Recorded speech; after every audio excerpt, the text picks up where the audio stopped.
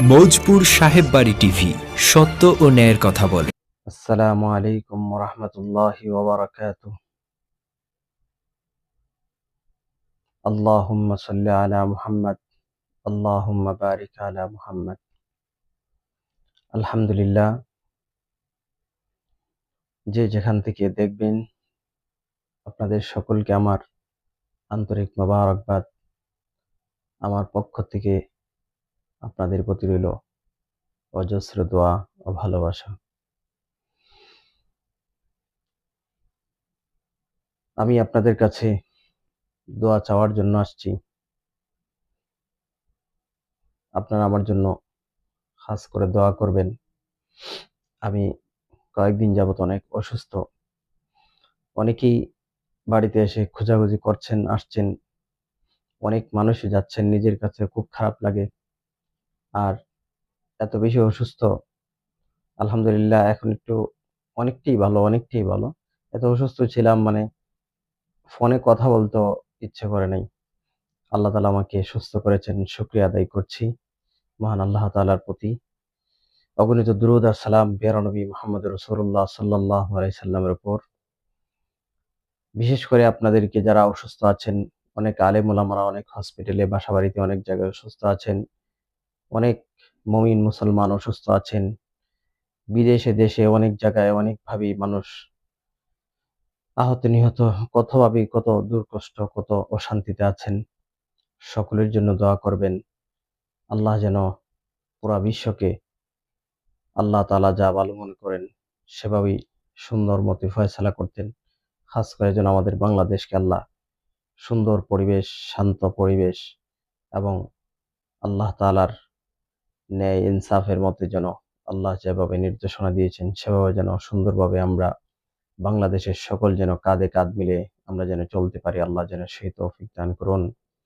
আমরা যেন হিংসা, বিদ্বেষ, অহংকার এগুলা ভুলে গিয়ে, আপনার পাশে আরেকজনের দোকান দিলে আপনার রিজিক বন্ধ হয়ে যাবে, এই কুসংস্কারগুলো বাদ দিয়ে, আপনার গাড়ি আছে, আরেকজন একটা গাড়ি কিনে ফেলেছে, আপনার রুজি নষ্ট হয়ে যাবে, এই কুসংস্কার বাদ দিয়ে একত্ববাদে আল্লাহ, খোদার উপর, আল্লাহ তাআলার উপর, আল্লাহ তাআলা ছাড়া রিজিকের মালিক নেই। আল্লাহ তাআলা ছাড়া হায়াতের মালিক নেই। আল্লাহ তাআলা ছাড়া মৃত্যুর মালিক নেই। আল্লাহ তাআলা ছাড়া ইজ্জত বেইজ্জতের মালিক নেই। এটা যদি ইয়াকিন, বিশ্বাস অন্তরে থাকে মুমিন হিসাবে, তাহলে কোনোদিনই এগুলোর মধ্যে আফসোস করবেন না।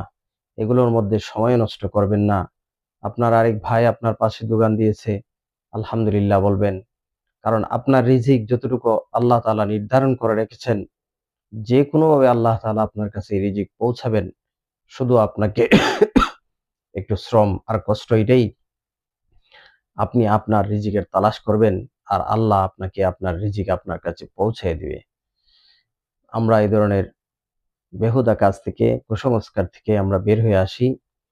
আমরা আমাদের যতটুকু পারি কোরআন হাদিসের অনুযায়ী চলার আমরা চেষ্টা করি। ৫ ওয়াক্ত নামাজ পড়বেন, পর্দাপর্দায় থাকবেন, একজন আরেকজনের প্রতি শ্রদ্ধা এবং ভালোবাসার নজরে থাকবেন, হিংসা বিদ্বেষ দূর করে দেন। অনেক আলেম ওলামা বিভিন্নভাবে মানুষের জন্য কাজ করছেন। অনেক সংস্থাও কাজ করছেন। সরকারি বেসরকারি বেশ সংস্থাগুলো মানুষের জন্য কাজ করে যাচ্ছেন। আল্লাহ তাআলা তাদের কাজে বরকত দান করুন, তাদের হায়াতে বরকত দান করুন। আল্লাহ তাআলা প্রত্যেকটা কাজে তাদের সুনাম অর্জন করান এবং তাদের যেন কাজগুলো খুব সুন্দরভাবে, নিখুঁতভাবে আল্লাহ তাআলা করার তৌফিক দান করুন। খাস করে আমার জন্য দোয়া করবেন। আর আপনারা যারা আসেন আমার কাছে, আগে আমি অনলাইন ফেসবুক, ইউটিউব বিভিন্নভাবে আপনাদেরকে জানাইতাম আপডেট, আমি বসতেছি, আছি। এখন জানাই না, আপনারা আমার প্রতি বেজার হয়েন না, রাগ হয়েন না, এই জন্যই জানাই না।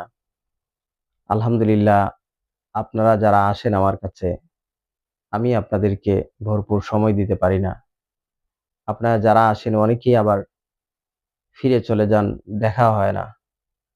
অনেকেই আবার দেখা যায় ৩ দিন, ৪ দিন, ৫ দিন পর দেখা করেন, কিন্তু কখনো বেজার হন না, হাসিমুখে যান। এই জন্যই মহান আল্লাহর কাছে শুকরিয়া আদায় করি। আর আপনারা দেখেন, আসলে আমি আমার একা হিসাবে আমার যতটুকু করণীয়, আমি আল্লাহ আমাকে তৌফিক দিয়েছেন বিধায় আমি যতটুকু পারি চেষ্টা করি আপনাদের সেবা করার জন্য। এটা আমার অহংকার নয়। এটা আল্লাহ তাআলার অহংকার। আল্লাহ আমাকে দিয়েছেন আপনাদের খেদমত করার জন্য, আমাকে দায়িত্ব দিয়েছেন। আমি যেন এই দায়িত্ব পরিপূর্ণভাবে যেন আমার ঈমানি দায়িত্ব হিসেবে যেন করতে পারি সেই দোয়া করবেন। আমার মধ্যে যেন অহংকার, আমিত্ব, বড়ত্ব বা ঠগাঠগি বা আপনাদের সাথে মিথ্যা বলা, আল্লাহ যেন ওই ধরনের কাজ থেকে আমাকে, আমার পরিবার পরিজনকে যেন আল্লাহ ওই ধরনের নোংরা কাজ থেকে, ছোট কাজ থেকে আল্লাহ যেন ফিরায় রাখেন। আমাকে যেন আল্লাহ তাআলা আপনাদের খেদমত যেভাবে করার, আল্লাহ যেভাবে খুশি থাকেন নিখুঁতভাবে যেন আমি করতে পারি, সেজন্য দোয়া করবেন। আর খাস করে আপনাদের মা-বাবাদের প্রতি খেয়াল রাখবেন, আলেম ওলামাদের প্রতি খেয়াল রাখবেন, পাড়া-প্রতিবেশীর প্রতি খেয়াল রাখবেন, রাষ্ট্রের প্রত্যেকটা কর্মচারীদের প্রতি খেয়াল রাখবেন, রাষ্ট্রের নায়কদের প্রতি খেয়াল রাখবেন। একে অপর কাউকে দুশমন নয়। যারা দুশমনি তৈরি করে তাদেরকে চিনে রাখুন। তাদেরকে আল্লাহ তাআলাই বিচার করবেন। আল্লাহ তো নিজেই বলেছেন যে আমি ন্যায় বিচারক। আর আল্লাহ তাআলা তো পবিত্র কোরআনে বলেই দিয়েছেন যে সেই দিন, যেই দিন আর কেউ থাকবে না, লিল্লাহিল ওয়াহিদিল কাহ্হার।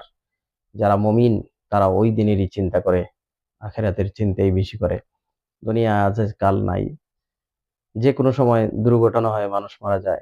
ঠাডা পড়েও হঠাৎ করে ভালো মানুষ, সুস্থ মানুষ গড়তে বের হওয়ার সময় মারা যায়।